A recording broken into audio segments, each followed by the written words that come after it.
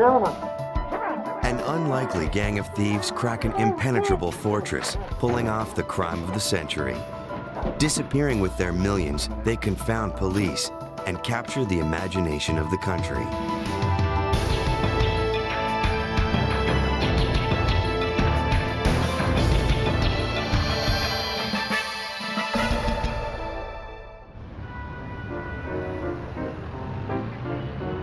Post-World War II Boston was a city of social extremes.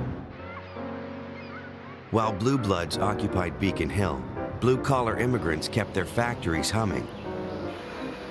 At a mere 75 cents an hour, this hard labor was paid for with hard cash. Each payday, tens of thousands of dollars flowed into company counting rooms.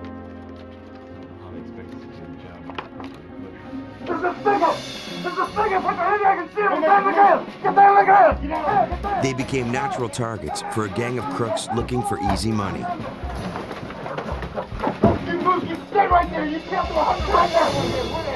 All right, how was everything, boys? Real good. Good? Excellent. Food all right? Gang leader Anthony Pino had his own take on the American dream. Although Pino owned a gas station, his first love was larceny. How are you, buddy? Good to see you. Henry Baker. All right, pull up a chair, pull up a chair. Come on in. Over the years, he built his own crew out of neighborhood toughs. One shot, but we're going to take our time. We're going to pick our shot. I'm going to make sure every one of us is good. Look, this is the Big Joe score. McGinnis owned a bar and laundered money. All right? Specs O'Keefe was a stick-up man, known for shaking down local bookies and their clients. Jazz Maffey, a former high school football star, ran a numbers racket. Cut up 8 different ways. Although they had netted some decent dough from the counting rooms, Pino wanted to go after the big money. Money's up on the side. He wanted to go after Brinks. Going through the garage. It's unbelievable. It's almost like they're giving it to us, all right? Back in the 40s, Brinks Armored Car Service was America's bank on wheels. The company moved millions of dollars through city streets every day. The Brinks cash was tempting, but most crooks considered it unattainable. Pino believed otherwise. He tailed the trucks and drivers, studying their every move. All the cash came and went from a renovated garage in the North End. Inside was enough money to change a man's life forever. Looks like he's sleeping. Pino spent months casing the building. I think we could do it in 17. They must be in a counter. They must be in a vault. He learned how the big shipments were handled and memorized each of the cashier's responsibilities. 50 years ago, working out of the Boston office, FBI agent John Kehoe knew Pino's style. He was a mastermind, but he was also a plugger. He was determined, and what he wanted to obtain, he would go through any kind of planning in order to obtain it. To Pino, the key to the job was simplicity. His plan was to strike after the place was closed and clean out the vault.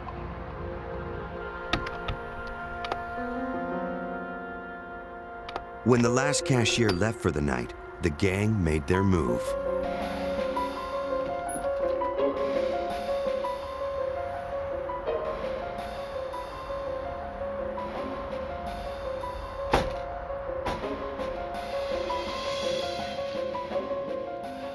The gang easily broke into the building and reached their target, a massive vault constructed of steel encased in concrete block.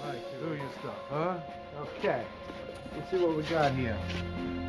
Okay, it looks pretty basic here. More riches than Pino could imagine were just a few feet away. All right. I'm thinking we put an 8-bit But the right gang here. had a problem. You see, the only problem with that is we got this anti-lock mechanism. Tell me we can't do this. I don't know yet. It's looking, it's good. It can be done. Okay. All right. I don't think it's gonna go.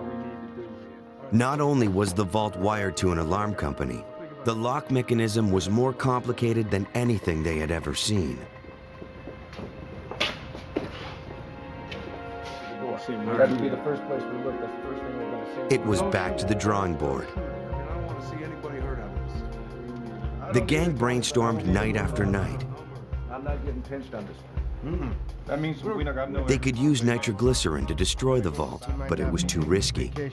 This is gonna happen. We need to know exactly what time. An explosion would bring the authorities running. Gonna be rich men. We are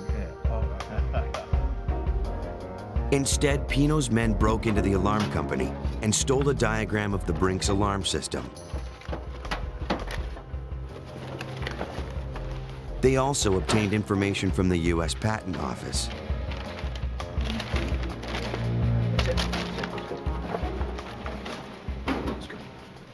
They asked McGinnis to send down to Washington somebody to look over at a Washington office to see if he could come up with any information concerning the alarm system.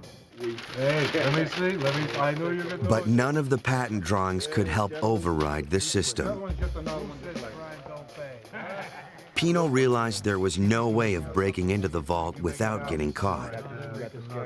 We're gonna clean them like fish. They would have to take the vault when it was open I noticed some black space. and by force. Yeah, that's right. No, this guy got fired. He got, yeah, let him go. 10:07. Their timing would have to be perfect. There's been 3 gone for, I don't know, like 30, 40 minutes now. The vault was only open for 15 minutes each night, and 6 locked doors stood in their way. All right. Jimmying the locks would eat up valuable time. 2 guys.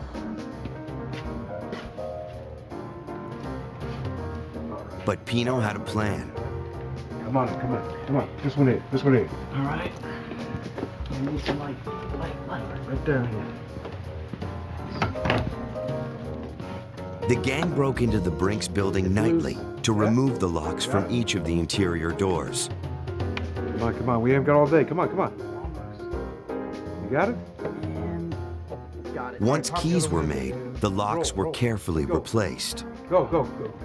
All right, that's 3, huh? So why don't you show me the rest of this place? Step right this way. Pino probably spent anywhere up from 1.5 to 2 years walking in and out of the place. It was like a full-time job with Tony, and he spent a great deal of time there. The gang now had a complete set of keys. With free passage to the vault room, it was only a matter of time before they got their hands on all that cash. After years of planning, the Brinks robbery was set for Tuesday, January 17th, 1950. The men were dressed as Brinks drivers and wore galoshes to muffle their footsteps. Nobody moves. Once they were inside, they had to move fast. Always thinking ahead, Pino had the men remove anything that might jingle.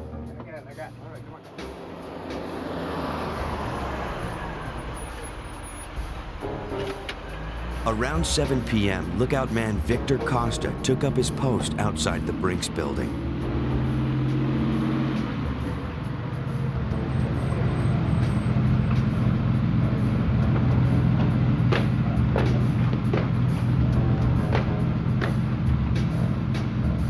The rest of the gang would wait for his signal.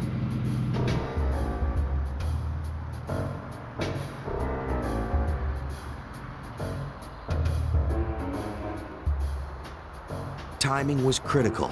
They only had a 15-minute window to clean out the vault. If they entered the building too early, they risked getting caught. But if they waited too long, the money would be locked away for the night.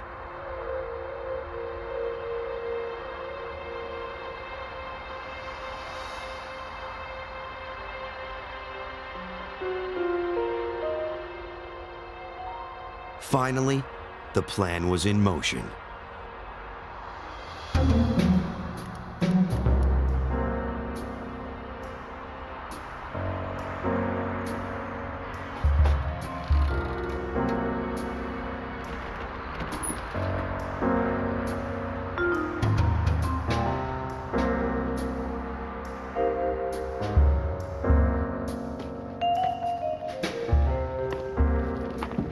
Using their keys, the gang worked their way through the building.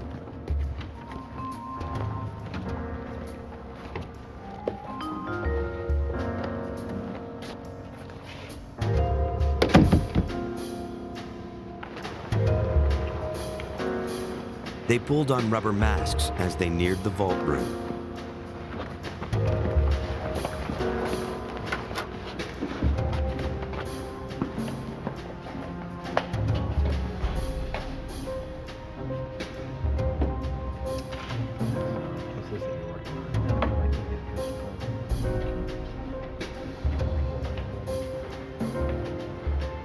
The cashiers were outnumbered and outgunned.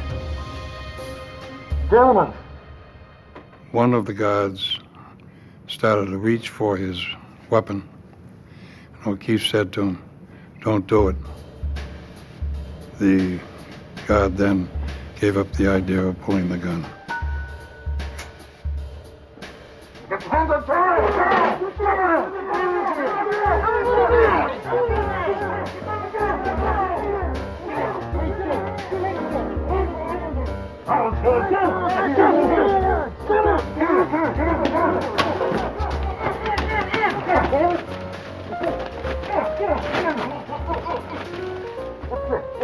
The size of the hall was overwhelming.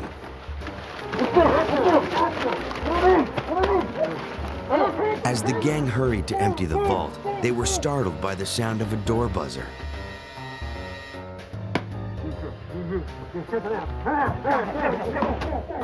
In all their scheming, no one counted on visitors.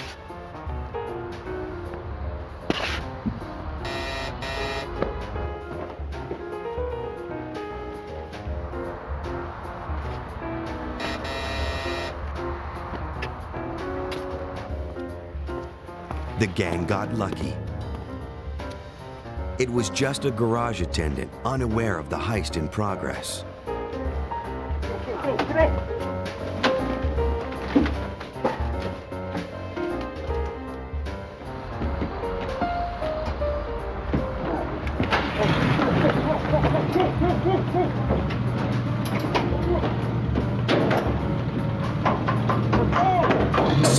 Minutes after they'd entered the building, the crew sped off with the cash.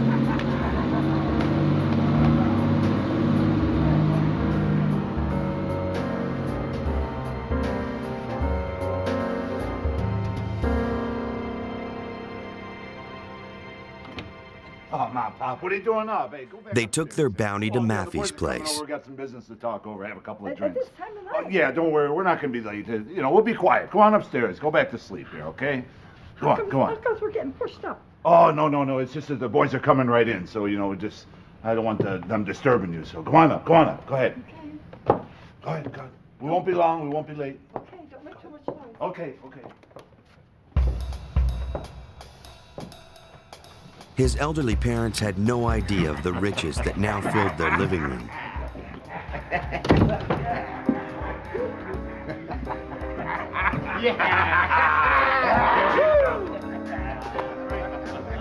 The gang decided to dispose of the checks and traceable bills.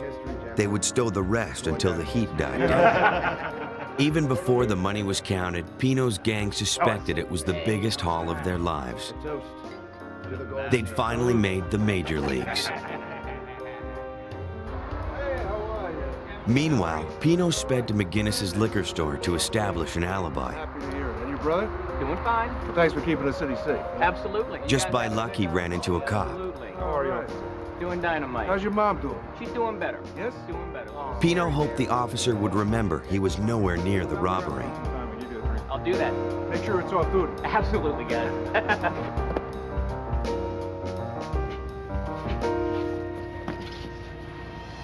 On the other side of town, the head cashier called police with stunning news.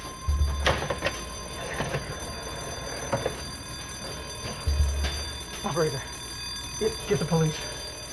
Brinks had been robbed.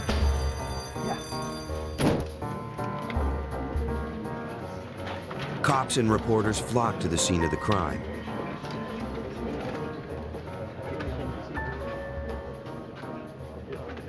By the time the FBI got there, the vault room was in chaos. FBI, we're taking charge. Federal agent Leonard Frizzoli was assigned to the investigation. We got there and things were pretty much in a turmoil there. There were reporters already there walking all over the place and quite a few people there. And so what we had to do is try to preserve the crime scene. But there wasn't much to preserve. The only physical evidence, the rope and tape the robbers had used to tie up the cashiers, proved too common to trace. Blue, navy blue peacocks came through with mask and hats on and took the guard through. Eddie Corsetti was a police reporter. I wish I had chewing gum in my shoes when I was walking around that office because, there had to be, a wild guess, there had to be $100,000 laying around on the floor. Need you to come on in. Through all the mess, the FBI saw a meticulously planned caper, an enormous heist that smelled like an inside job. As you already know, we were tied up here. But polygraph tests would quickly clear the Brinks employees of any suspicion. The investigators had nothing. I don't think so. It was The mostly Brinks yellow. robbery became an overnight sensation. Newspapers described how the wily gang held up an impenetrable vault like a candy store. To 1950s America, it was the crime of the century. The robbers had walked away with a whopping $1.5 million in cash. An incredible crime in Boston. The $1.5 million holdup of an armored car service by 9 bandits, one of the nation's few multi-million-dollar stick-ups.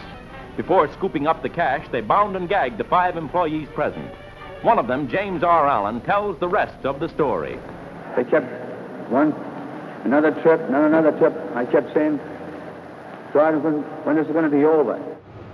Brinks wanted the men caught and punished. Without any clues, they offered an astronomical reward. They came out with this offer of $100,000. Not wanted dead or alive, wanted dead. But the public didn't share that sentiment. We conducted a poll, the newspaper did. I don't know, I think they contacted something like 500 people. And I think 75% were hoping they'd get away with it. With so little evidence to go on, the police and the FBI knew that the crime of the century might never be solved. FBI agents were becoming frustrated. Under the glare of the media, they were no closer to solving the Brinks robbery. Little useful evidence was found at the crime scene, and since the robbers had worn masks, nobody could identify the culprits either. Besides the cashiers, the only other witnesses were a couple of teenagers who'd seen the getaway vehicle. But all they could offer was a vague description of the truck. Without a license plate number, it would be almost impossible to find. We looked up and there was a truck. And you said about 10, 15 miles an hour. Is there anything else now that you can think about? FBI agent John Larkin worked the case. Regardless of what the suspicions were and how accurate they might have been, unless somebody cooperated in the long run, this was not going to be solved. Desperate for answers, agents grilled every crook in town. And that's all I know. That's all I know. Honest to God. Before long, Boston's underworld soon wanted the Brinks crew arrested as much as the cops did. You know, he's the one you really want to check out. Follow Pino. A couple of informants actually fingered Pino. It was hard for the cops to believe that a two-bit hood like Tony Pino could have pulled off a heist this huge. Oh, good. How about you? Well, we've been okay, but, you know, we're still trying to get some information here. Oh, yeah? Yeah, we're hoping you can help us. Besides, a fellow police officer had already confirmed Pino's alibi. Yeah, it's not bad. Yeah, 123. The rest of the gang had alibis as well. But since they involved friends and family, there was no way to either prove or disprove them. Still, it was hard to believe that the crime of the century could have been pulled off by this band of second-rate crooks. They were all well known by the Boston police. They all had records. But on a small time scale. nothing. No one would ever dream that that crowd could pull off a robbery of $1.5 million. No one. What kind of stuff is it? 2 months passed before police found a single lead. Several pieces of a burned truck turned up at a city dump. Why would somebody do that? Further investigation revealed that 2 of Pino's associates lived near that same dump. The police began to wonder if they had been too hasty. Maybe Pino's gang had been involved after all. They checked out the serial numbers on the truck parts. The numbers matched the model of the getaway vehicle seen speeding away from Brinks. The FBI set up round-the-clock surveillance on the gang. But once again, they had underestimated Tony Pino. The gang leader ordered his men to limit their time together. If they needed to communicate, they'd stop by Pino's gas station to deliver messages. The FBI now believed Pino's gang had something to hide, but they didn't have the evidence to prove it. 2 years after the heist, a grand jury convened and called Pino and his gang as witnesses. The results were disappointing. The hope was that some of them might see the light and cooperate, but they all took the Fifth Amendment. That was about it. The grand jury failed to produce a single indictment. Pino's patience paid off. On January 17, 1953, the federal statute of limitations expired. It was starting to look as if he had devised the perfect crime. Still, the government refused to give up. They still had 3 years pending on the state charges. The FBI increased the pressure. They committed unlimited money and man-hours to catching the robbers in whatever way they could. Deportation proceedings were initiated against Pino. Gang members were charged with tax evasion and bootlegging. Boys, come on. Tension mounted as the men found themselves in expensive legal battles. The gang started to crumble. O'Keefe accused Pino of cheating him out of his share of the money and made threats to the men if he didn't get his due. Pino decided to beat him to the punch. Ironically, O'Keefe would land in jail for breaking his parole.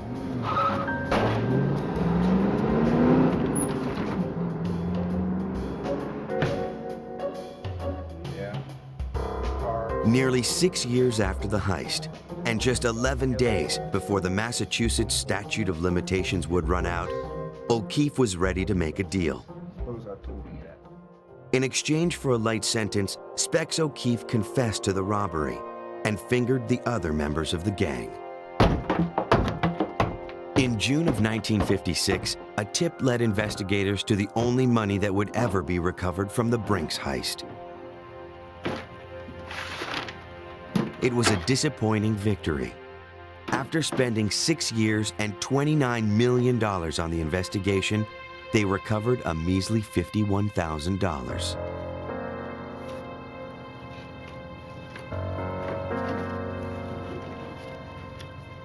By the time the trial began on August 6, 1956, 2 of the gang members had already died of natural causes. With the exception of O'Keefe, the other robbers all received life sentences, but were paroled in the 60s and 70s. I got something with me. By their own accounts, the amount of money they actually saw wasn't worth it. Drinking, gambling, and legal debts quickly ate up their fortune. While rich in the memories of their celebrated caper, Boston's most famous robbers spent the rest of their lives flat broke. How much money you think is up?